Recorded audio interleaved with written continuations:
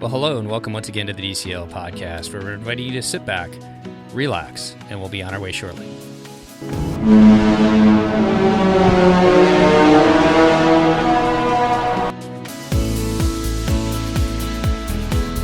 Well, good morning, good afternoon, DCL Patreon fans, and soon to be DCL podcast fans. So we put this on the regular stream, but how are you doing this morning, Chris? Pretty good. I'm going to talk about my cruise. How are you doing today, Christy? I'm tired, a little bit stressed about my week and work and a lot going on, but fine. Should I say fine? That's the proper answer, right? When somebody asks you how you're doing, I'm fine. No, it's okay. You can be honest. It's all about honesty here. So we're spanning the world. Chris is in Los Angeles, Christy, you're in Florida, and I'm over in the islands. So we are a true worldwide conglomeration. Woohoo! Yeah. Well, Chris, this is your story. This is Chris and Seth's excellent adventure out on the Disney Wonder. And where do you want to start? Well, we could start just like a normal cruise, I guess. We could start with embarkation. Debarkation. We can start where we end. So yeah, we could start there. Okay, well, let's just jump into it that way. This is an add-on cruise because you guys hadn't planned on doing it. When did you guys decide to do it, and why did you decide to go on the Disney Wonder? Well, so we've never been on the Disney Wonder, which is weird because we live in California. Wait, have you completed your Grand Slam then? Yes, this was our Grand Slam. Yay! I know. We have our Ariel statue now, which completes all 4 of the atrium statues that we have sitting on our coffee table. That's cute. So yeah, that's really exciting. We had our Grand Slam. We have seen the Wonder, though, a bit because we've seen her in San Diego before when we were in San Diego for other things. We've seen her in Alaska when we got off of our Alaska cruise. We docked right next to her. In fact, my phone was like, would you like to join DCL guest or whatever? You were like, yes, I would. Yes, I'll be on the ship in just a moment. So we've been around her, but we've never been on her. So yeah, this was completing a lot of dreams. Now, this is in place of Patreons will remember the secret cruise that I booked for Seth. That he found out about because of the stupid Disney mail. And most people are excited to get that mail, except for you. I know, but Seth was like sleuthing over there. And then we had decided to make it a back-to-back because it was a 5-night and a 2-night, and it was like, we're going to have all the things, and it was great. And then the pandemic. So we were just like everyone else. We had cruises canceled. And when this became a possibility, we knew we weren't going to fly all the way to Florida for one of those cruises, just because we're still sort of limiting our travel to like necessary travel and things like that. So the Wonder being out of San Diego made perfect sense for us. So that's why we booked it. This cruise was originally a 5-night that Disney shortened to a 4-night because of CDC guidelines. And so we booked it. It was affordable. It was really cheap if you're looking at Disney prices. I don't remember the per night per person rate, but it was affordable. And yeah, the stars just aligned. So I don't know, maybe we booked it 2 months in advance, Christy. Christy was my travel agent. She was terrible.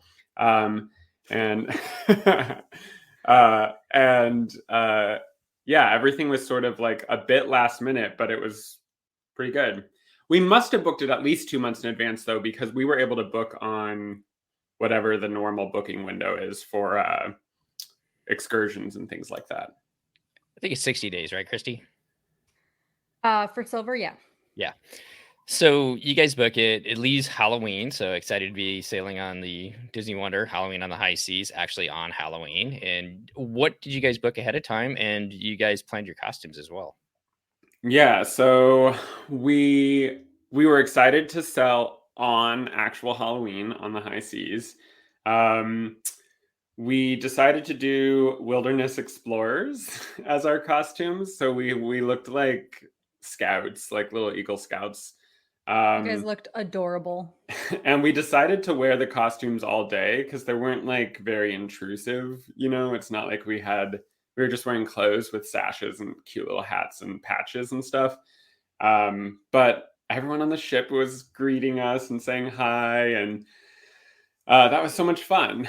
And the arrival situation. So if you're sailing out of San Diego, my recommendation is to do airport connection parking, but don't obviously park at the airport, because unlike Steve and Wake, we were not going to walk with our luggage for 45 minutes to get to the ship.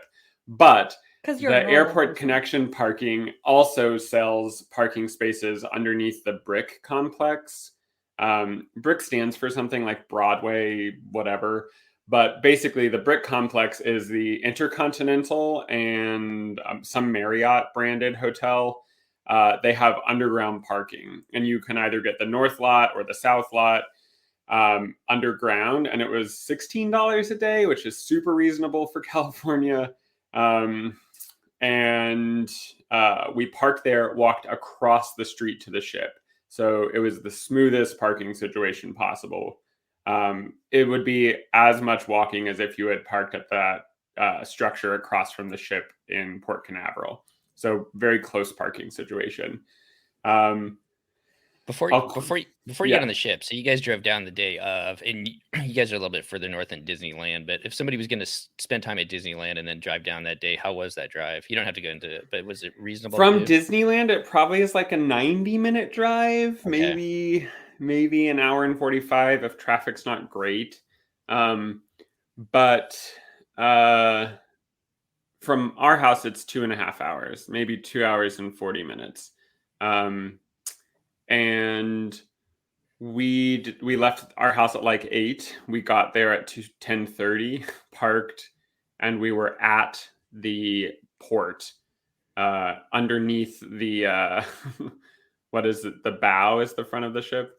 Yeah. The bow of the Disney Wonder by 10:45. And our port arrival time was 11. So for us, it was not very hard. But I will say, if you're going to stay at Disneyland and you don't have a rental car, you can take an Uber to the train station, and then you can take a train to San Diego.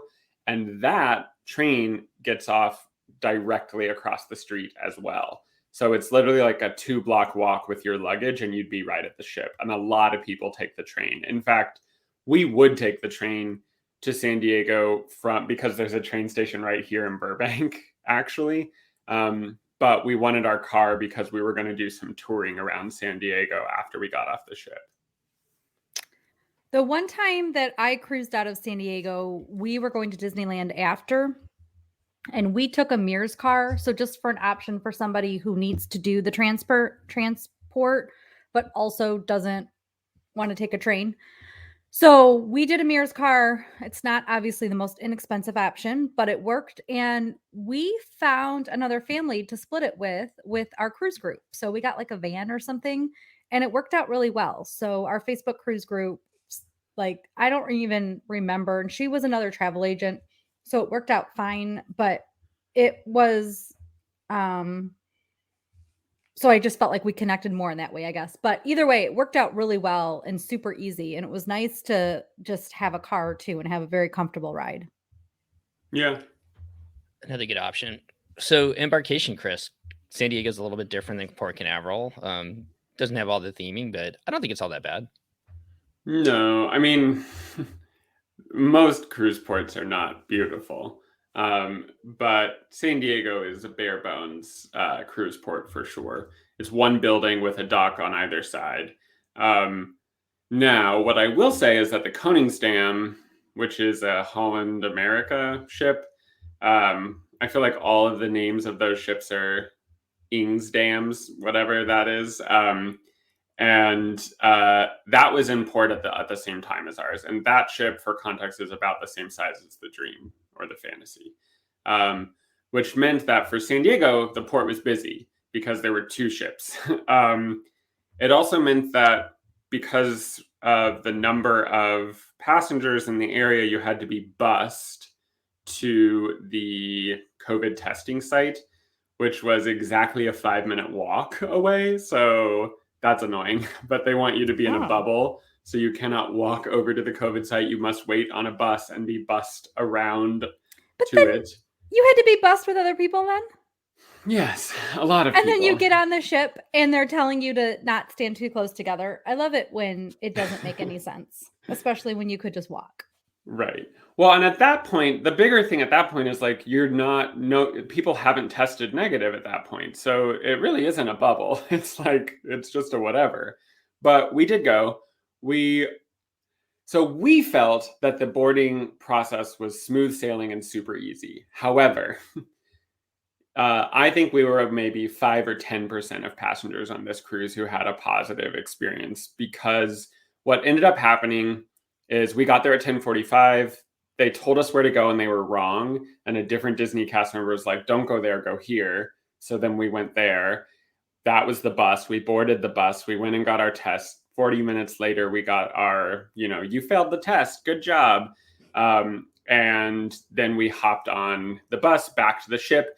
We were on the ship. We were the first people in the atrium with our little show group. So Mickey and Minnie were like all about us for a good, couple of minutes. And then we watched the cute show. And if I had not seen what other people experienced in the Facebook group, I would have thought, wow, this is really easy and whatever. But it turns out our ship left late because it was so backed up in the boarding process.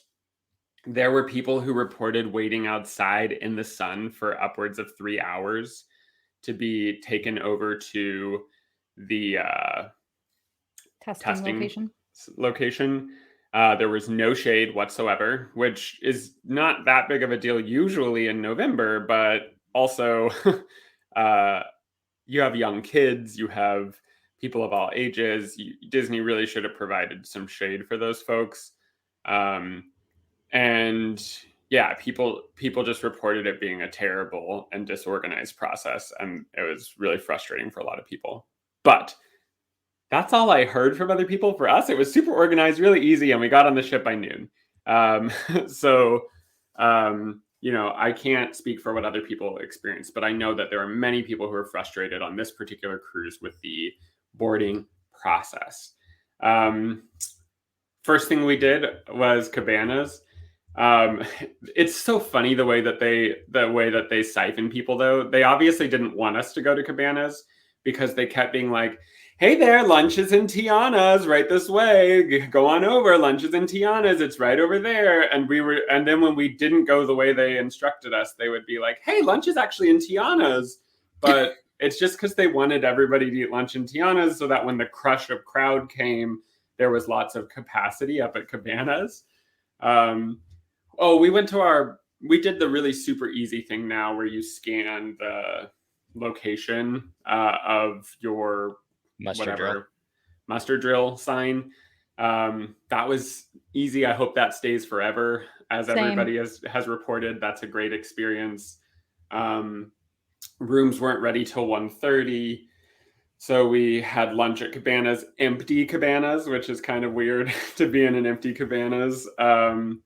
As has been reported, there is no options at cabanas. It's like very, very limited to what can we fit in these two stations. But for me, that was fine. I got some chicken tenders and fries and called it a day. When you go to eat at cabanas, because you have some food allergies, do you talk to a head chef or do you eat off the line, or both? I can typically eat off the line because my food allergies are more rare for savory foods. But for any sort of dessert or breakfast item, I talk to a chef because bananas sneak their way into random things. But, off of the hotline, there's no bananas present. But if you go over to the desserts, they could easily throw a banana in a carrot cake and just not tell anyone, That makes sense. So we get a couple comments from Liz. If you're at Disneyland, take the Fullerton station instead of Anaheim. If you do that, it's less crowded and it's about the same distance from Disney. You get a better shot of sitting together on the train. And a shout out to Lake. He and Katie are relaxing by the Riviera pool after running the half marathon for Wine and Dine this morning. So congratulations to both of you and everybody who ran Wine and Dine this weekend. And it's so cold, so I can't believe they're sitting outside. But good for you. I mean, it's sunny at least, like clear skies, but it's really breezy and not so hot. So Chris, what did you guys do that first day then? Obviously, before we talk about the room, because there's some special situations around the room, but what else did you guys do that first day on board the ship? Was there plenty to do, or what did you guys find to do?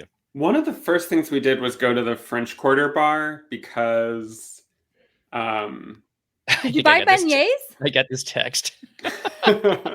Because we wanted to try the beignets, and also the French Quarter bar is new to the Wonder, as in like 5 years old or whatever, whenever they built Tiana's, but new to us. Everything was new to us.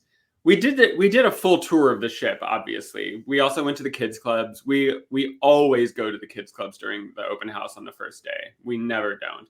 Mostly it's so that we can wash our hands in the machines.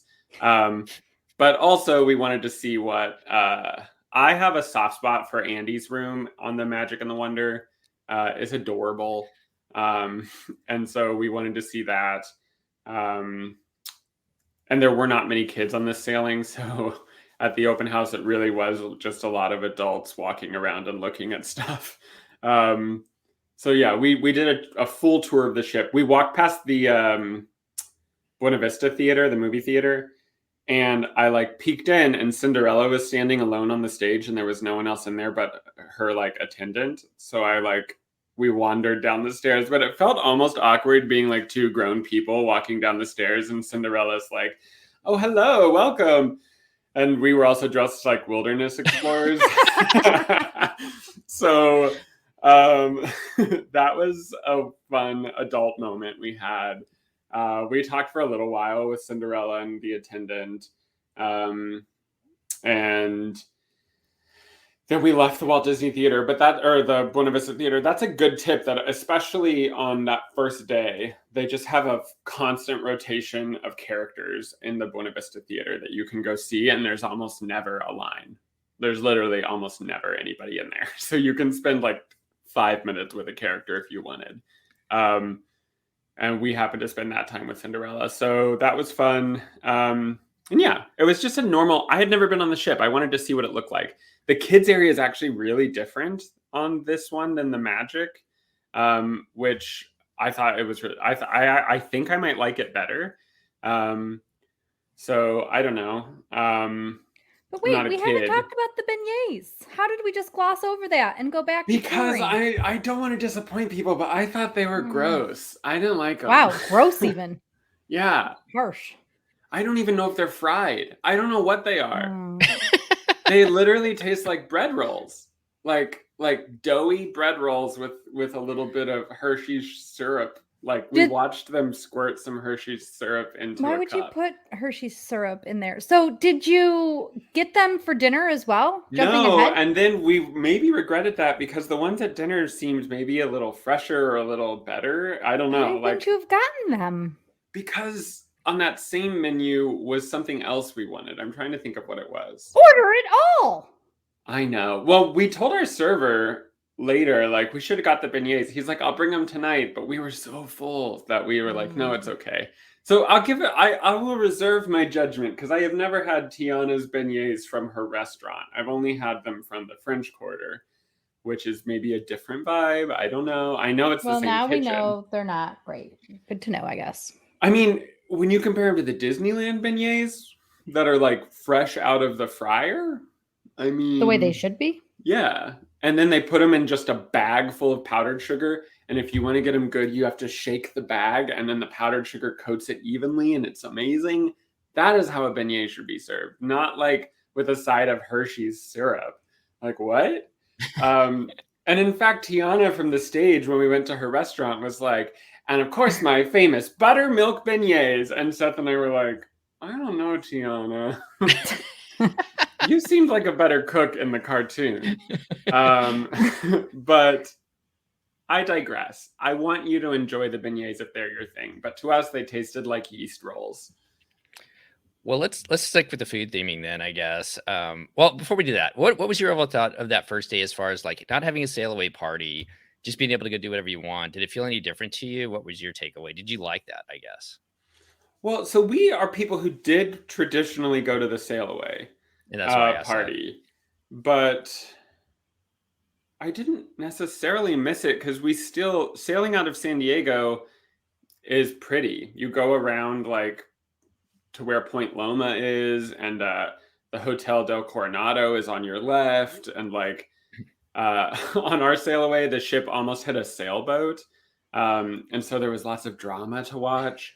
Although the ship, the captain like laid on the horn. It was the loudest horn I have ever experienced because the sailing ship was right in our path, and we were definitely going to kill them. And everyone was just like, "What do we do?" And there was like a Coast Guard like going so fast to try to like push them out of the way. And it literally looked like the Coast Guard like bumped that ship to get it to move, because otherwise we literally would have hit it. There's no way we were going to be able to slow down in time. So there was drama at the sail away. And then they played the horn, which is cool. You know, I missed that horn. It made me a little teary-eyed to hear the Mickey horn. So yeah, for the most part, I don't think I missed the sail away party. The atrium thing is really cute.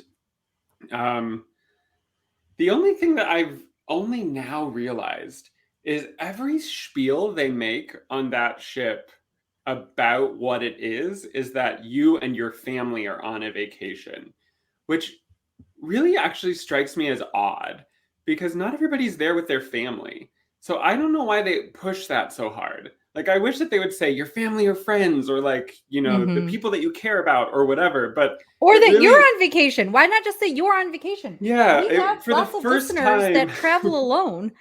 Yes. And just say you're on vacation. They don't need to like say who you are.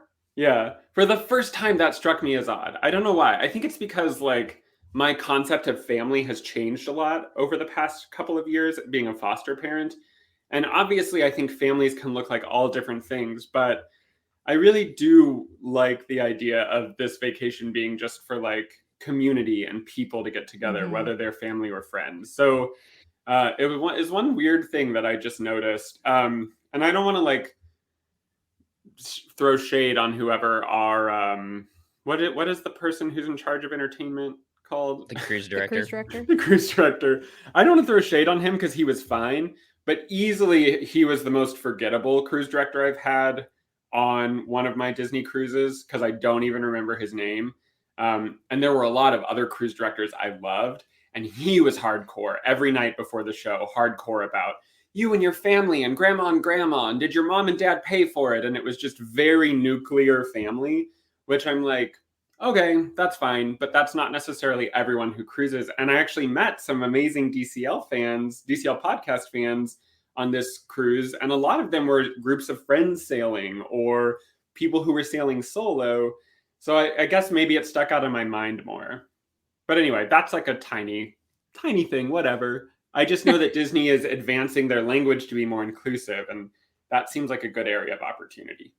So Seth and Liz both commented that your cruise director was Trent. Oh, they remember. Yes. Don't feel bad, Chris. I don't think I even saw him the entire time we were on the ship. So I never know who my cruise director is. Although I had the lady from the Disney Wish Disney Wish video as my last DCL cruise director on the Fantasy. Well, let's stick with food, Chris. Second to last. Mm-hmm. Let's stick with food. You guys had second dining. What was your overall thoughts of the food? We talked about the beignets, but you get to go to Tiana's place, to Animator's Palette, and of course, you guys spent some time up in Palo. Yeah, so we had our rotation was Animators, Tiana's, and Triton's. But I don't know how we'd know that because it wasn't written on our key. I'm kidding. So that was our rotation. The interesting thing about Animators is I was disappointed when I saw the DCL Duos podcast, because they had the like drawn to life, whatever. And I don't like that animator show, but we had the classic animator show. So I was like, great, that's all I want in life. Though, oddly, they don't have Sorcerer Mickey parading around at the end, I think because of COVID. But the reason why I say oddly is because they do a new parade in Triton's that didn't even exist before, where all the Fab Five characters come running in and dancing. So I'm like, why can't Sorcerer Mickey be down at Animators? And the Tiana's parade still has all the servers with the like paper horns and stuff. So I'm like, I don't know why Sorcerer Mickey wasn't in Animators, but that was our first night. I love the Animators show. The food at Animators is probably like my least favorite of the menus. But still good. They have some Serrano ham that I like. I was gonna say the manchego or manchego cheese and Serrano ham cheese. Yeah, that's really pretty good. I actually ate double of that during one of my meals. Just made that my meal. I'm like, bring me 2 of those, please. That will be my meal today. Yeah. And the walnut salad is from there too. And that walnut Seth cake. Might have gotten Love both of those. Yeah, Seth might have actually gotten that. But I did get that. I told my server for dessert, because none of the Animators desserts speak to me. Have you tried the chocolate walnut cake? I haven't. You should. It is amazing. Is it good? Okay. It's very good. Okay. Is it gluten-free? Well, it is. That's why I can eat it. Right. Okay. So anyway, the only thing that I hear consistently is that the deconstructed sugar-free carrot cake is one of the grossest things ever existing in the entire world. And no person I've never seen someone eat that carrot cake and be like, everyone's just like, why is this being made here at this restaurant? So that is something that I noticed on the menu that's still there. But I told my server, I was like, hey, would it be possible to get the apple tartan from what's the restaurant? Triton's. And he was like, well, I have to ask the chef because of your dietary restrictions. And I was like, oh, right. I was like, well, I think I'll be fine. I've had it before. And he was like, yeah, but you don't get to decide. The chef gets to decide. And I was like, whoa, okay. Well, at least you're trying to keep me safe. So he did eventually get me the dessert I love. That's my favorite dessert of the main dinings, is that apple tart. It's like burnt caramel flavor, which I just like. I don't know, with a really tart apple. So anyway, I got that on my first night. It was great. So yeah, that was food. Tiana's menu is fine. I don't actually love it, to be honest. But that's just because that's not my favorite style of food. I don't really like I prefer to have a main with some sides as a thing, and almost all of the Tiana's foods are like mixed together, things like gumbo or jambalaya, and that's just like not my favorite type of food. Probably because I have clinical obsessive compulsive disorder, and mixing my food in that way makes me a little bit anxious. I don't even know if I've ever talked about being OCD on the show before, but since I've been a kid, I've been that way. So they did have a prime rib. Is that the like really thick slice of just like beef? They had prime rib and it was good. So, but it wasn't my favorite menu. And then the show was great. I liked it. This is why I think people love Tiana's. I don't know, between beignets and the show, I don't know. The meal itself is not my favorite because I'm not a spicy jambalaya, gumbo, throw everything in a pot either. But but that's a type of food. And honestly, it makes sense, right? Because that's an easier type of food to prepare for the masses. Like they could create a giant pot of jambalaya and just serve it to 5,000 people. So that's like an easier meal to cook for a big rotational dining system. It's just not my jam. But the music is so good. Yeah, and the crawfish crooners. I did think it was kind of funny because you expect Tiana to sing, and Tiana like barely was singing some background vocals right there at the end on Dig a Little Deeper. Yeah, let's just remember you're on a cruise ship. Yeah, sure. But I mean, I would love if for the Frozen dinner on the Wish, for example, they that they invite Elsa to sing because, Tiana's got a great voice, but you wouldn't know it from the Tiana show because it's very minimally her and very maximally these three like crawfish crooner guys who like, you know, sing Disney staples and play on the piano, which is fun. It's atmospheric. I liked the atmosphere. Don't get me wrong. It's funny because you can tell the servers don't like it. Our server was like, can you come early? Because I won't be able to hear what you order if the show starts. I was like, sure. So also, I should say it right now that there's a really interesting thing about the Wonder, which is because it was the last ship to go back into service, and because the way that they decided to invite DCL crew back is based on hierarchy, everyone on the Wonder is not used to the Wonder. They are all from other ships. But that's how every ship is right now. Right, because they're just getting put onto whatever ship their like seniority allows them to go on. And so, for example, our Palo server was invited to be a Palo server on this cruise from the main dining room.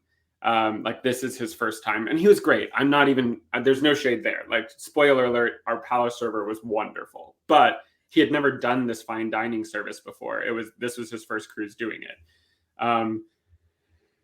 And almost everyone we talked to said that they hadn't either never been on the Wonder or they hadn't come from the Wonder before the pandemic. So that was an interesting mix that you would, you know, usually you'll find some people on your cruise who like they've been on the Dream forever or they've been on whatever ship you were on forever, but not right now. That is true. While we're on dining, Steve, I know you're going to ask brunch or dinner at Palo. We did both. We decided to treat ourselves because we haven't been cruising in 2 years. And so we did both. Brunch was a miss for me. It wasn't that it wasn't good. It just wasn't worth $115 or however much we paid after tip. Like, it just wasn't that great. Usually I justify the cost by eating my weight in chocolate covered strawberries, but there were none to be had. So yeah, there's no chocolate covered strawberries right now because there's no buffet. They just bring you things. Doesn't matter. Can't they bring you chocolate covered strawberries? I couldn't find a single chocolate covered strawberry on the entire cruise. Maybe but there's a normally, strawberry shortage. Maybe, but like if you go to Sweet on You, those strawberries are like $3 a pop. But if you go to the brunch, you could just eat 20 of them and you've paid for it. So there's no Sweet on You on that ship. So there wasn't a paid on that one. So there was no paid strawberry option. And you know, like my Mickey waffle was a little tough. I got the strawberry one. It just was a little tougher than I expected. The shocker of all shockers for me is that they use Cool Whip instead of whipped cream. What? That is an unacceptable solution at Palo. Like, I almost said something because I was so shook. Like, where else on the ship can you take the time to just make some real whipped cream? Like, don't put Cool Whip on my waffle, ma'am. And so that was a thing that was shocking to me. And I literally was like, this is unacceptable. But I didn't complain because I wasn't in the mood to complain. I was just like, this will just be something that I talk about on the podcast, which is why on earth did you put Cool Whip on my waffle? I even had Seth taste it to be like, confirm. And he was like, this is 100% not whipped cream. This is Cool Whip. And I was like, that is upsetting. So I don't know why that happened. So brunch kind of a miss. Dinner better? Epic. Love it. The new Palo Steakhouse menu is everything I want it to be. And I'll tell you why. The mac and cheese, I'm a connoisseur of mac and cheese. The mac and cheese is so good, so delicious. It's like the most adult mac and cheese you have ever tasted in your life. And it comes in a like cast iron ramekin and it's like served bubbling hot. Also, they have what are essentially French fries, but they stack them like Lincoln logs and make a little structure. Come on, that's beautiful. I love that. I wish I'll send you the pictures so you can post them when you post this episode. But they did the steak was amazing with a ton of different sauce options. We also got the salad, the caprese, which was delicious, really good quality olive oil. And then, you know, just because I knew this moment was coming, we ordered the lemon tart and the souffle, Steve, because I needed to know. I like, my heart needed to know if you were wrong. And you were wrong. Just to let you know, the lemon tart is not the star. Was it fine. good at least? It was fine. Can you see where he might be but wrong in his next thinking? to a souffle? No. The thing is, the lemon tart costs as much as the souffle. So what's happening there? But so to describe it for everyone, it does not look like the way you would expect. It has basically like an almond cookie crust, and then so good. And then there's sort of like a Jello type lemon center that's like a thick sort of soury limoncello flavor, and then on the top is a really thin layer of meringue, and it was good. They also served it with like a really sour slice of lemon, like dried lemon, and I think there were maybe even some raspberries filled with lemon curd. So it was like a good dessert. But next to the souffle, it was a 7 and the souffle was an 11. So if you want to be impressed with your dessert, I would go with the souffle. But if you really love lemon, then it is a good lemon tart. Probably one of the best lemon tarts. But a souffle it is not. So one of the big controversies, besides where you're finding where your dining's at, is the charcuterie board is not available. Well, you have to pay for it. Did you miss it? We didn't, because we found that it just was too much food, to be completely honest. I mean, I loved it. I love the cheese and the meats. But what did you think, Chris? You also think this tart is better, so I'm not sure we're trusting your opinion here. You don't have to go with my opinion, that's for sure. Listen, my problem has always been that it's too much food and it stops being enjoyable at some point. In fact, we had to say to our server, he was like, "I'll bring your desserts out right away." And I was like, "Could you like walk really slowly to the kitchen and maybe get distracted on the way there and then bring our desserts out in like 15 minutes? Because we cannot eat them right now." And he was like, "Oh, sure. I'll be slow." And he was. It took about 15 minutes to get our desserts, but we wanted that. Did you order off the prix fixe menu? We chose the prix fixe menu. Or no, we chose the a la carte menu because the steakhouse sides, which were all like, the mashed potatoes were just fine. But the Lincoln Log French fry sculpture, epic. The mac and cheese, best on the ship, loved it. And you can only get those on the a la carte menu.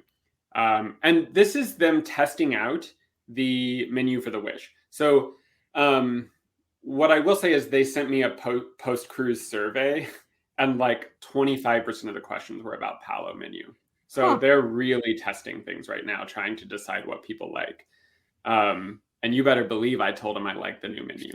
Also, Disney, if you're listening, I'm so funny on those surveys. I take them every time because I want my opinion to matter. But yeah, and you can find out what they're thinking about the future based on the survey. Yeah, they'll ask questions about like, would you do Halloween on the High Sea if it included, a dive into the ocean on a bungee cord? So yeah, they give like weird options for the future. But one of my tips is I always rate the things I like really high. I'll be like, it was excellent, or this was great. But whenever it asks if it was a good value for the money, I say that it was a terrible value for the money, even if I didn't fully feel that way. Because the message I'm trying to send Disney is, don't keep raising prices. You need to stop it. So they will be like, how did you feel the value of Palo was compared to the price you paid? And I would be like, terrible. Every time. They'd be like, thinking about fireworks at sea, does that increase the value of the cruise? And I'm like, no. Because I just want them to not raise prices. So anyway, all that to say, the food was great. I stand by my very famous phrase at this point, which is the main dining room was all very nice wedding food. Again, it was fine wedding food. The brie was great this time, Christy. They gave me a double portion. And we enjoyed all the food. But Palo dinner, if I had to pick one right now without the buffet, I would pick Palo dinner over Palo brunch. If they reintroduce the buffet and you can eat your weight in chocolate don't say this because we need Steve to want to go to Palo brunch.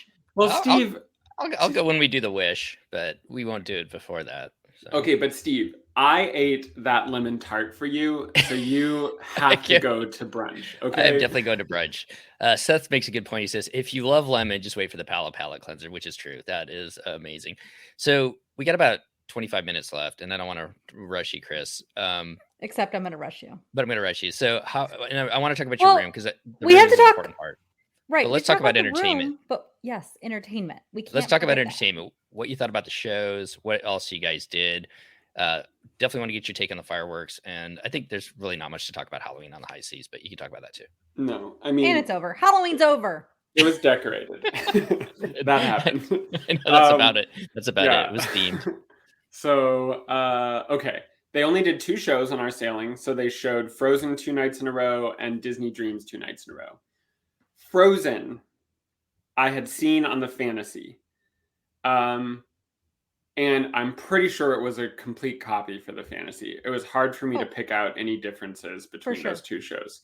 However, Frozen makes a choice that I want every Disney Cruise Line show to make, which is instead of having grown-ups pretending to be kids, they had puppet children. And that was palatable for me. When you watch Disney Dreams, there is a 35-year-old woman who is walking around the stage being like, oh, Peter Pan, Dad, I can't believe this. This is so upsetting. And by an hour of that, you're like, I can't watch this fully grown adult pretending to be a 12-year-old. No, not even. It's like her first day of junior high, apparently, is the storyline. So she's a 5th grader? There is no world where she's a 5th grader. And I can't suspend my disbelief. I just can't. And that's unfortunate because that production has a literal, like, chill-giving version of Circle of Life. It is like, you just want to cry. It is so good. Version of Circle of Life. Which the famous Jennifer Hudson performed back in the day. So you know that there is a lot of talented vocalists in that show. But I need the adults to stop pretending to be children. And the reason they do it is because you're never going to get a contract with a kid on a cruise ship. That's never going to happen. No. You have to be 18 or older. But the show about the flower, where like the dad is trying to invent a good flower, but he needs to learn how to pay attention to his daughter. That show has a adult pretending to be a child, but she's only in it for like 10 minutes because the show follows the dad. More palatable. But this show has Anne-Marie running around on stage pretending to be a 5th grader for an hour. And it hurts my soul and I can't abide by it. But there were moments in that show that gave me chills. And of course I cried because I always cry. But that's all I have to say about that. Also, during Let It Go, I cried. I don't know why. Honestly, I think I cried because it's theming a lot with my like personal life right now. The concept of just like letting go of the past and moving forward, even if they're really like challenging things. Because this past year has been super challenging for us, especially as new parents. And so, I don't know, I was literally sitting in the Walt Disney Theater crying during Let It Go. And I was like, who am I? This isn't even the best version of Let It Go. But I felt it. I was with Elsa on that journey. And I do like Frozen. I very much like their production of Frozen on the ship. So that's that. They also had Disney Mousecapade, Mickey Mousecapade, which is just the Mickey Mouse characters doing their thing in costumes. I will say, for those of you who are Hocus Pocus fans, the Mousecapade has Minnie Mouse as a witch singing the Bette Midler lines from I Put a Spell on You from Hocus Pocus. And that was easily one of the best moments of my life. So I do want to continue that trend of Minnie Mouse being Bette Midler, being a witch in Hocus Pocus. Loved it. So there were some moments of that. Donald Duck was in it a little too much, but it was fine. They did a lot of costumes. It was a fun Mousecapade. And of all the Halloween on the High Sea programming, easily the best was the Mousecapade. Other entertainment, we did go. So for science and for the podcast, I did make it a point to go to every venue and to see every like lounge singer we could. So we saw a piano player who played like Alan Menken staples. We saw another piano player who also sang, and she was really nice in the Cadillac Lounge. And then we also saw the crawfish crooners when they weren't in Tiana's. They were around the ship doing stuff as well. So the entertainment was good. And I wouldn't say it was that different than pre-COVID. The only difference is I think if this had been pre-COVID, one of those nights at least would have been a variety act of some sort. And there obviously wasn't that. It was just 2 shows repeated nightly. But yeah, entertainment was pretty good. We enjoyed the piano player in the Cadillac Lounge. She's great. Really She's really cool. Yeah, we sat there but it's at the front of the ship, so I was falling asleep a little bit. It was just like rocking me down, and she's over there singing like, "I want to be where the people are," and I was like, sleepy. But you know, that was great. I loved that. And the adult areas on the ship are nice. The Cadillac Lounge is pretty cool. It's like the bar looks like a giant Cadillac, and there's like lots of car parts everywhere. The pub looks really nice. Azure, whatever it is, I will say is not my favorite theming. It's just like beige, which confused me. I don't even know what it is. Is it meant to be like Barcelona, like Gaudi inspired shapes? There's lots of like curves, but it's literally just a beige room. So I was a little confused what that room was meant to be. And that's like the adult nightclub room that is mostly just there for bingo. It's mostly there for bingo. All right, how about the fireworks, Chris? Love. I hate the like Pirates of the Caribbean fireworks just because we don't need to watch 5 minutes of like fire exploding in the sky to like the, you know, Jack Sparrow theme from Pirates of the Caribbean. So this was like 3 minutes. It's pretty short, but it was sweet Disney music, just like "A dream is your wish, your heart makes," and stuff like that. Also, it's called Disney Ever After, and I think there's a song from maybe Enchanted where they sing Ever After, which played before the fireworks show. The physical distancing was great. We had our own little spot. Hot tip: if you like to think and see the mechanics of a fireworks show, go to the top upper deck at the literal, like where you look over and the water is right below you. Because if you look to your right, you'll see exactly where the fireworks are coming out. So that's cool. And also some of the fireworks land in the ocean instead of exploding. And for environmentalists, the fireworks are made out of fish food. So it's not like they're killing the animals, but sometimes the fireworks will hit the water before they're done. And what a firework looks like underwater is amazing. And it was actually a cast member who was like, "You should stand there because you'll get to see the fireworks underwater." And she was right. They like hit the water and then they keep glowing because there's so much like, you know, gunpowder or whatever. And so there's this like eerie glowing orb underwater. It's amazing. And I highly recommend it. That's my hot tip of the fireworks is go stand where you can see the water because you'll get to see what the fireworks look like underwater. And that's really cool. Liz wanted to know if your fireworks were at 10:30. They were in the middle of Christie's night. Mm-hmm. They were at 10:30, I think, 10:45. No, 10:45. So they were really late, but it was still crowded. A lot of kids had come up on deck even that late to watch them.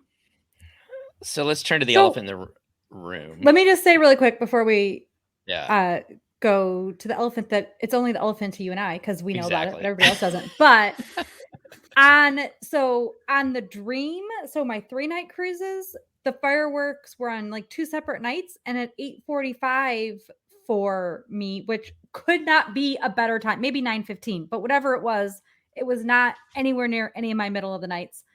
But on the Fantasy, the 4-night cruise, the longer cruise, it was all one time at 10:30 or 10:45. I was in bedtime. So I don't understand why on the shorter one it was 2 nights, but anyway, so people can know. It just depends. We have no idea. There's no rhyme or reason. Your results may vary.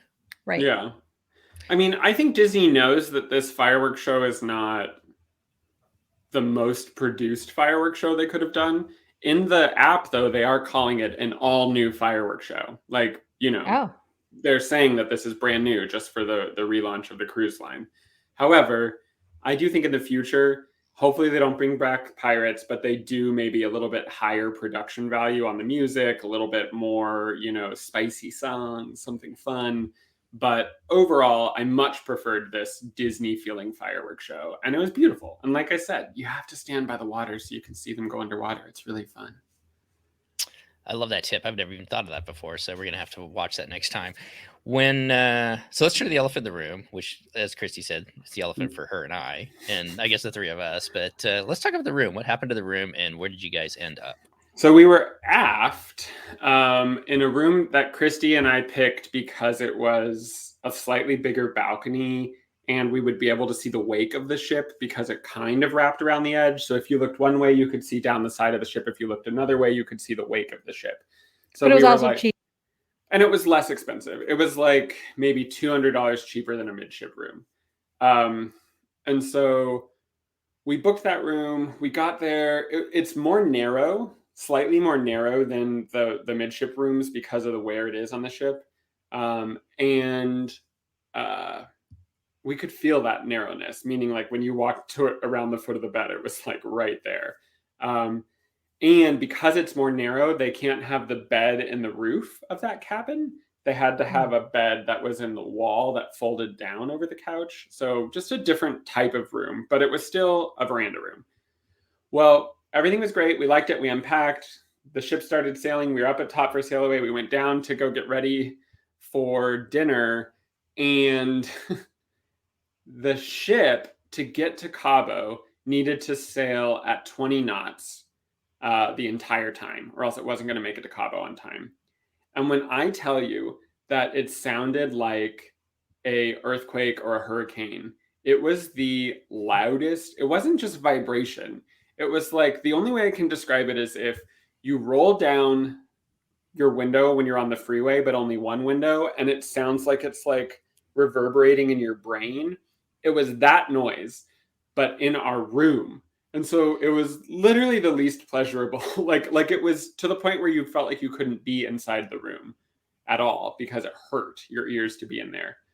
So we sort of, I went onto the app right away to chat with someone. They never answered. And so we just left for dinner. We came back from dinner. We got into our pajamas. We laid down in bed and we were staring at the ceiling, just like, we will never sleep. There will be zero sleep on this cruise if this is what the situation is. So I called guest services. They were like, hey, we are going to send someone to your room to see what's going on. So this person came to our room. He was the manager of the hotel or whatever. We opened the door and he was just like, yeah, this isn't acceptable. Sorry, I'll go back and let them know. So he didn't even come into our room. It was just like he could hear from outside of our room the noises that were being made. Then he went down. They called us and they were like, hey, well, the only thing we can offer you is a sleeping cabin, which is going to be a midship inside cabin. And you can sleep there at night and then you'll still have your veranda cabin, which I was texting with Christy and Christy was like, well, it's kind of like a 2-bedroom suite or something. And I was like, yeah, with a 1,000-foot hallway. So we like literally had to walk. It was far. The room was really far. It was like a 1,000-foot walk. I don't even think the ship's 1,000 feet long, but you know what I'm saying. It was a very far walk. And we went into our night room.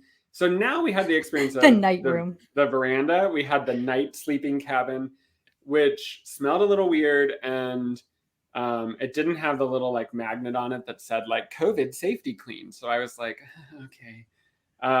But we slept there. I can tell you that inside cabins are literally as dark as the darkest dark. And it was like, you couldn't see anything dark.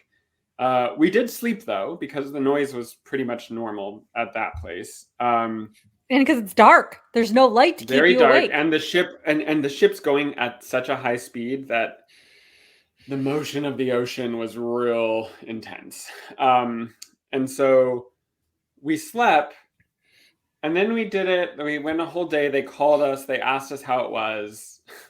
I called them back, and I basically was honest, and I was like, listen, it doesn't really feel super ideal, but I get that you have no other options. Then the next day, we did it 2 nights in a row. The next day they called again, and we're like, just wanted to see how it was. And finally, I was like, I'm just going to chat them and tell them exactly how I feel. But I'm too nervous to be confrontational, especially out loud. So I wrote like a couple of paragraphs in the app that was just like, hey, we paid for a balcony. We are not getting to wake up in the morning in our pajamas and eat pastries on our balcony and just relax. We have to get fully dressed, walk 1,000 feet down a hallway, go to our veranda that sounds like a hurricane, and then we can use it. So it feels like we're not getting access to this thing that you have even said you agree is not an acceptable like accommodation. So after I sent that paragraph, they were like, another room has miraculously opened up. That and I was bugs me so much. I was like, okay, tell me more about this. And they were like, can we take you to tour it? Well, they took us to tour it. It turned out it was a concierge cabin. And that's cool because concierge cabins are always like $3,000 more. And Seth and I probably never thought we'd stay in one. It was just like a deluxe family ocean view midship veranda in the concierge. We didn't get any concierge perks, for those of you who are wondering. We couldn't go to the lounge or do any of that cool stuff. But we did get to sleep in a concierge cabin, and we got the Element shampoo, so I used that. But that room was great. The bedding is different, in case you're wondering. It's like a nicer duvet. I think it's a feathered duvet in that room. The bed even felt a little bigger, but I could have just been imagining that because the room was just so much longer and wider than that tiny room in the back of the ship. We spent our last 2 nights in that room. It was a suitable solution. However, I do need to tell you that I went onto our Facebook group afterwards, and there was a lively debate. It turns out we were not the only ones. I counted at least 20 other people in our cruise group commenting that they had the exact same problem. So now I know that the concierge or the hotel manager was probably pulling out their hair trying to figure out what to do. And like everyone was saying that they were offered the same solution, which was sleep in an inside midship cabin. So the Wonder knows this is a problem. That is not okay. I'm not okay with that. No, me either. But here's what I realized. They were originally going to have to sail this in 5 days, and now they had to sail it in 4 days. So they had to travel at the speed of light for them on a ship that's really old. And so they need to never book any sort of Wonder itinerary that will require them to turn on all 5 engines. Just they can't, because it's not a vacation for those people. And unfortunately, we're all mega fans here. So I'm saying this knowing that we love the Disney Cruise Line product. There are people in my Facebook group who said, we will never sail Disney Cruise Line again. And they were first-time cruisers because of this experience. So, I put it all over the Gusta Review survey and everything that, like, it's not their fault. I get it. The Wonder's an old ship, and there's no way they're going to make it soundless back there or whatever. But then don't allow people to book those rooms if you have to travel above that speed. Because when they were traveling slower, like under 15 knots, the room sounded fine. It was only when they had to turn on that 5th engine and just book it, which happened to be for 4 days, that it was so loud that you couldn't even hear yourself think. And so that's what happened. The solution was amenable to us. We got a cool cabin for the last 2 days. We slept well. I now know what 3 different categories of cabins on the Wonder are like. So I am a Wonder expert at this point. So that's the elephant in the room we're alluding to, is that there were some non-ideal aspects to our sleeping arrangements that were resolved by halfway through the cruise in a really nice solution, which resulted in us having a quieter, larger, more luxurious room. And that was great. It does make me want to look at what they've got planned for next spring when the Wonder comes back, as far as what type of itineraries they have. We have actually just pivoted and booked a 5-day on the Wonder out of San Diego, which goes down to Cabo. And I am curious because it is a sea day, and then you're in Cabo the second day, just like what you had. So they'll have to go fast, just like they did with us to get there. What room are you staying in? We're in the back. Maybe we'll do an episode next spring where you're saying we got moved to the concierge, or we had a 1,000-foot hallway between our first and second bedroom. Yeah, we booked the back so that we could potentially get moved to the concierge. So no, I'm just kidding. But that is really sad because there are so many people that are sailing for the first time right now on these sailings out of San Diego, and to have them have that experience, that is really. I mean, all we can really say is I agree with you, Christy. It's unacceptable, and hopefully that feedback gets back to Disney Cruise Line and they don't continue to put the product out in that kind of event, because it's no fun. It's not. No. So we're kind of getting to the end here. I know you wanted to talk about a couple other different things, but what did you guys do in Cabo while you were down there? We should talk about that really quick too. So we did a harbor tour, which was basically to take you close to the arch and around the tip of Baja California so that you can see the southernmost tip. It's gorgeous. It's beautiful. The geology of that area is wild. There are literal cliffs underwater. And there is sand because it's like sandstone. There is sand. And if divers in the 60s went down there and they discovered that the way the sand moves from the beach to the cliffs, once it gets to the edge of the cliff, it forms an underwater waterfall of sand. And they filmed this phenomenon. It literally looks like waterfalls because the sand is falling into the depths of the ocean off of these cliffs that are right beneath you. So it's beautiful. There's seals and sea life, and the water is such a rich blue. Everything about Cabo I was obsessed with. I loved it. We went to a glass factory. They made glass sculptures there. We bought a beautiful vase that was 853 pesos. And so it was cheaper and affordable. But I did play a joke on my brother where I showed him and I was like, look how expensive this was. And he was like, that better be pesos, because it was not worth $853. But we bought that. We went to a beautiful restaurant where clearly the purpose of this restaurant is to have weddings, but great. It was cool. I had a Pepsi, and on the can of Pepsi, it's like, warning, excessive calories, but in Spanish. And I was like, okay, good reminder. And I went live on our Instagram. So if you're not following us on Instagram, that was fun. The one thing I'll say about Cabo is it appears to have about 100 different pharmacies that all sell anabolic steroids, which are illegal in the States. So I thought that was weird because they're literally trying to get you to buy these steroids, like as you walk past. And I'm like, what could I just go there and buy literally dangerous, like health sacrificing steroids and just walk them onto my ship? Like, yes. Is that something that people just do? Technically, they can be searched. And if you need a prescription, you need a prescription. But yes, to both of those questions. It was fascinating to me. It was fascinating because there is a pharmacy. I don't mean on every corner. I mean every building in an entire strip mall is a pharmacy. It's a big, it's a big, how did I say the right word? I can't find industry. It. Yeah, it's a big, a lot of tourists go down there to buy all different kinds of steroids. Well, not just anabolic steroids, but all kinds of different drugs. I should have had you bring me back something that you really are allowed to bring back. Anabolic steroids? No, but there's this medicine. Do you guys remember when I went on the Panama Canal cruise and I bit it at that one Cabo resort? Yeah. And the doctor there gave me these Mexican anti-inflammatory. They're amazing.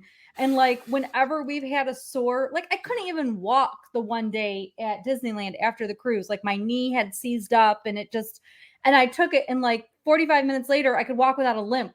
They're amazing. Anyway, then my cousin and I got more the next time we went.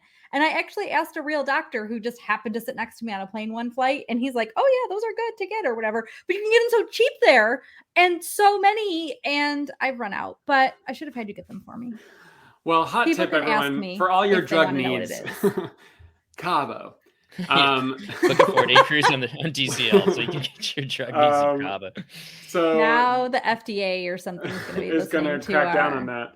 Well, anyway, that was fun. I will say weird things about that they had like Jacques Cousteau narrating on our boat, like a recording, but it was so obvious it wasn't made for that boat, because at one point he was like, now gaze at the glass bottom of the boat that you're on and notice underwater. And we're literally on like a double-decker steel like harbor boat, not a glass bottom boat. So that was an interesting thing. I will say I need to plug this because it changed my cruising life. I had a really, really, really, really bad experience in Hawaii where I got so sick during snorkeling that I thought, I don't know if I'll ever be able to cruise again. I literally was scared because of how seasick I got, and the seas were calm. They were like really calm in Hawaii. So I was nervous. So I tried the Scopamine patch, but I was smart and I did it like on a day at Disneyland so that I wasn't on a ship trying a new medicine for the first time. And the Scopamine patch destroyed me. It literally was one of the worst experiences I've ever had. It made my eyes like dilate, and then I couldn't see clearly and I couldn't walk normally. I couldn't function normally. If you look up those Scopamine patches, they're wild for some people. Some people have really great responses to them. I happen to be someone who has a really bad response. So I was like, great, well, now I don't have any tools in my toolbox to help me survive seasickness.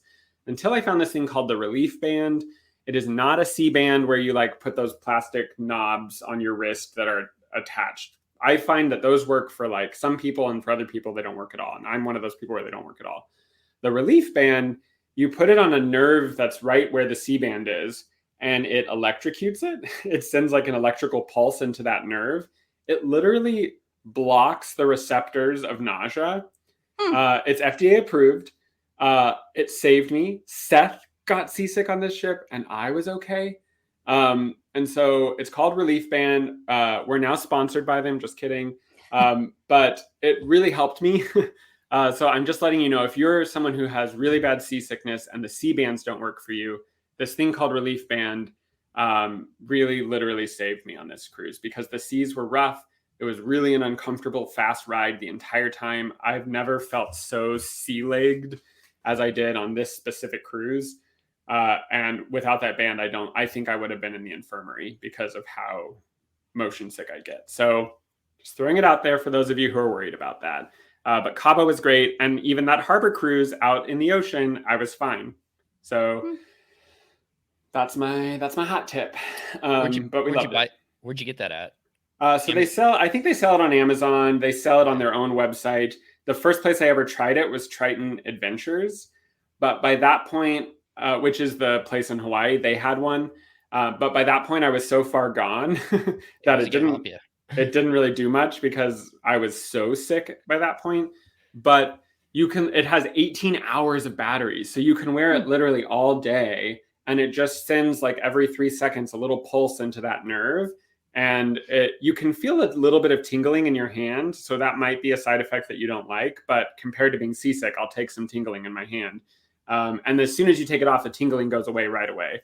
But it worked for me. And from the reviews I've read, it seems to work for about 80% of people, which is a way higher rate than the C-bands, which seem to work for like 30-40% of people. So if you haven't had success and you're really worried about seasickness, it also works in cars. It works on theme park rides. And it's worked for me in all of those spaces. So cannot recommend enough. So Dennis says he saw you on Instagram and that you found the silver lining in your predicament. So I think that's cool. I did. It wasn't ideal. And I really honestly felt most bad for the people who didn't get that type of solution. Because there's no way they had enough concierge rooms lying around. And the reason we got it is because I wrote a really eloquent 2 paragraphs about how this is an unacceptable solution.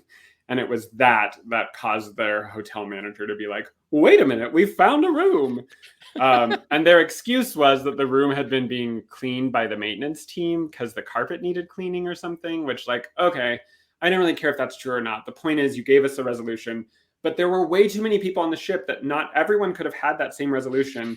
And it seemed to be that there wasn't a single person in the back of the ship who didn't find it to be insufferable. And I'm really worried because on past podcasts that we've had, our guests would be like, is the vibration so bad? And we would be like, it's not so bad. You can feel it when it goes fast, but it's not unbearable. Well, I'm here to say this was not, we would not have slept at all.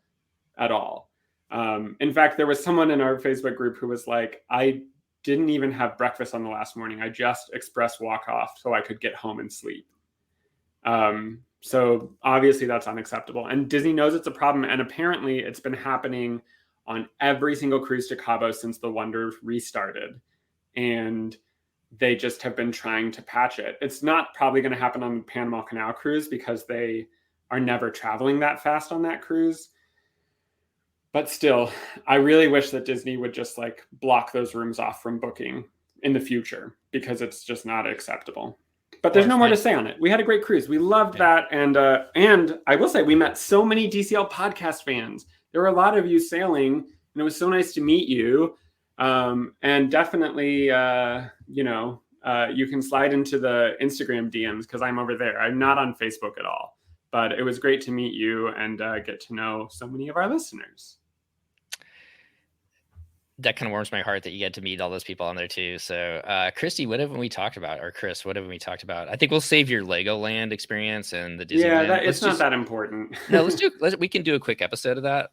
Maybe this week. Sure. We'll slap it out there because I think that you've got some good tips for people that might be going to Legoland down there.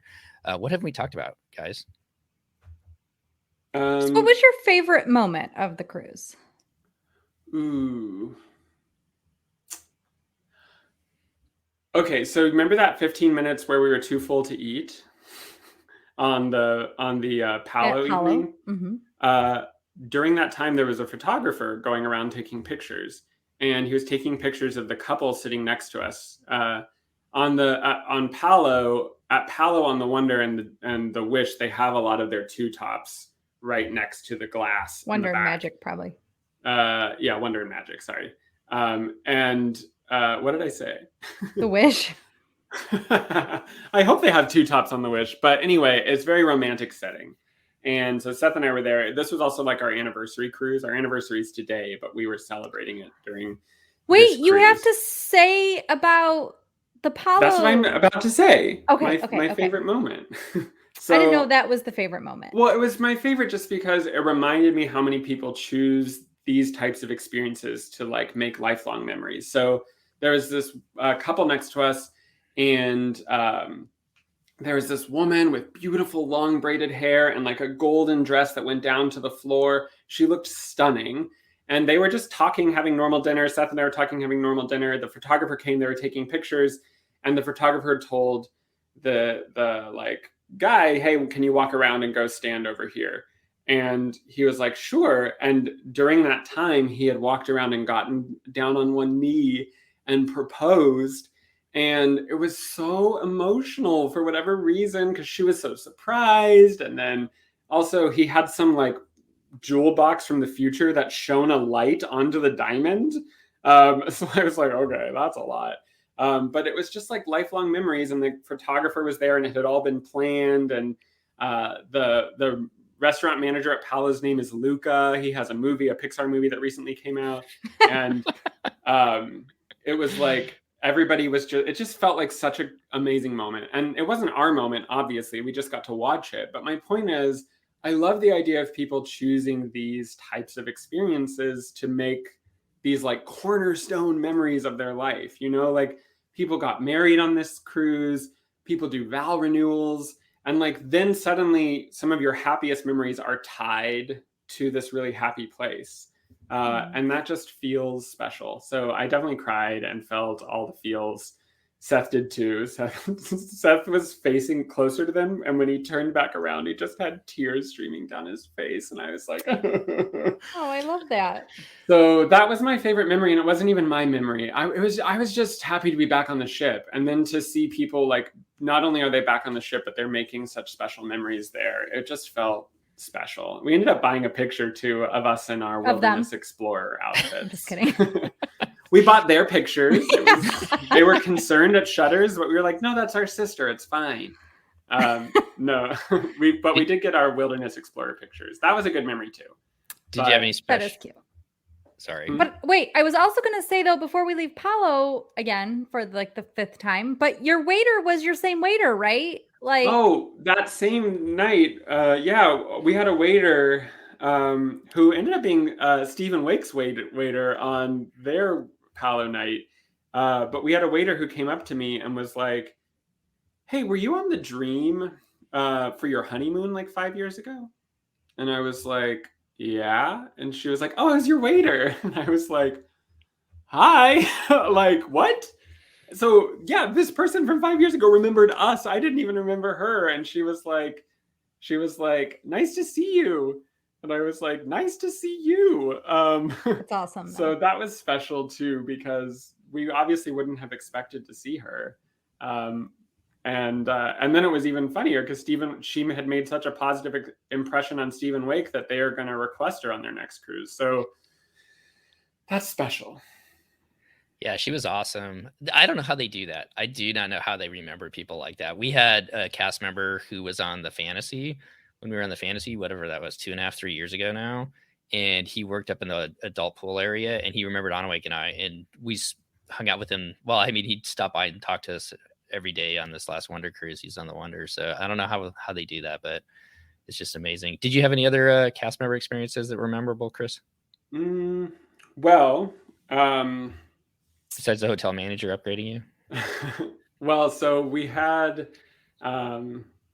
first mate Mickey sneaking around the ship, and Seth was sleeping on a deck chair.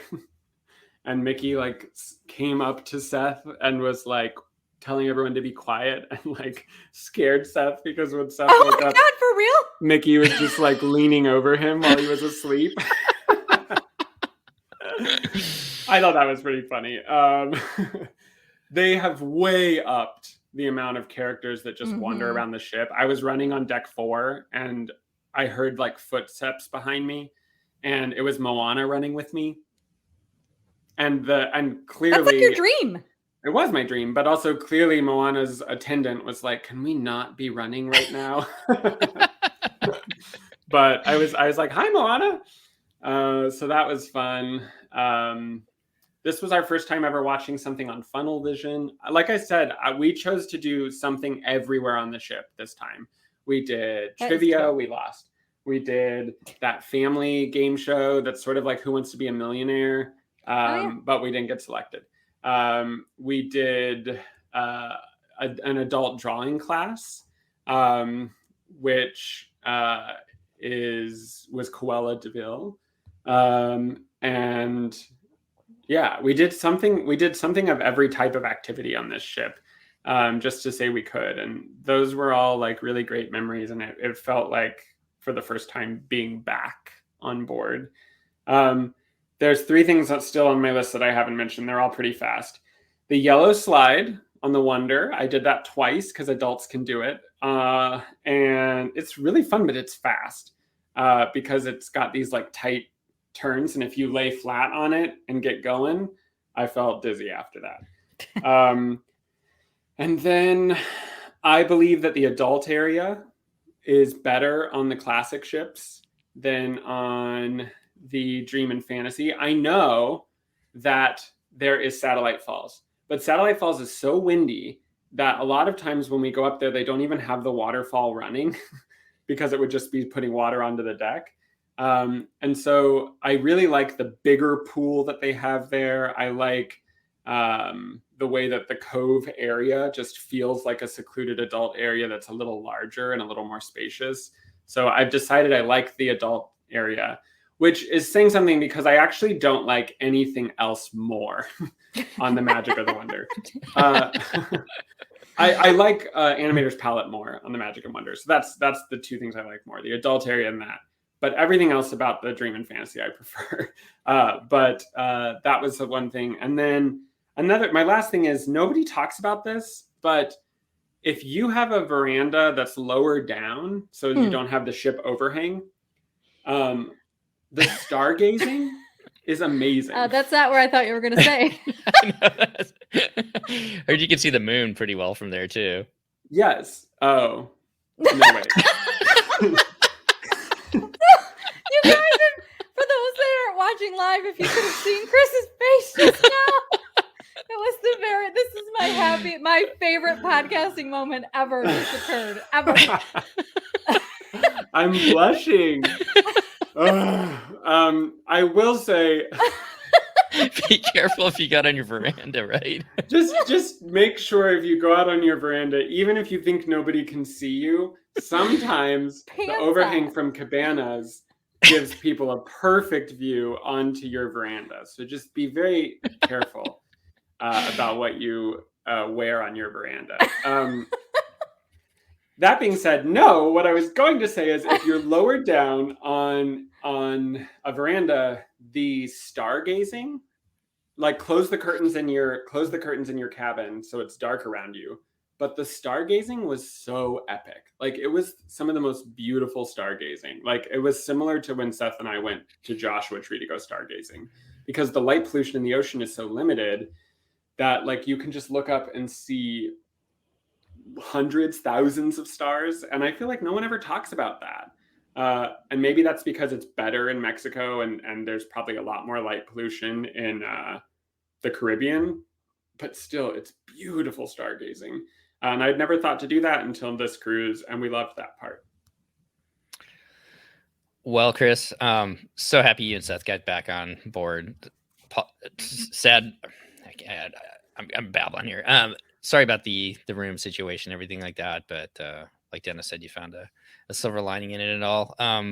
This episode went a little bit longer than we normally do. Sorry. But no. I mean, it's awesome. I mean, it deservedly so, because it's been so long since the two of you have been able to sail. So it was fun for you to get to relive your sailing with you. So yeah, it was great. Well, thanks for talking about it. I'm glad we did it.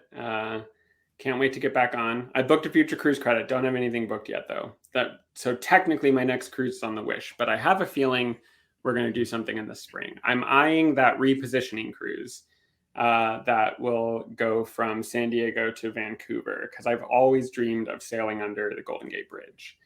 And I'd love to do that. That's a great stop to San Francisco for the day as well. So you can walk right off and into the city. Christy, any final thoughts before we get out of here? No. Okay. Not today, but it was great to hear Chris retell the story. And I'm going to save this video recording forever. So if I need some laughter in my life, I can see Chris's face when I realized what we were talking about. He realized what we were talking about. And for the listeners that are just listening on the podcast feed, we appreciate you. But if you want to see his face, become a Patreon. Join Patreon. Well, thanks everybody. Thanks for everybody who stuck with us today on this a little bit longer episode. Thanks for everybody for coming back and taking a listen, and we'll see you next time on the DCL podcast. Goodbye, everybody. The DCL podcast is not affiliated with the Disney Cruise Line, Walt Disney Company, Adventures by Disney, or Run Disney. All of the opinions expressed on our shows are those of the hosts and the guests who appear on the show. If you have any questions about any of these products, please contact the Walt Disney Company.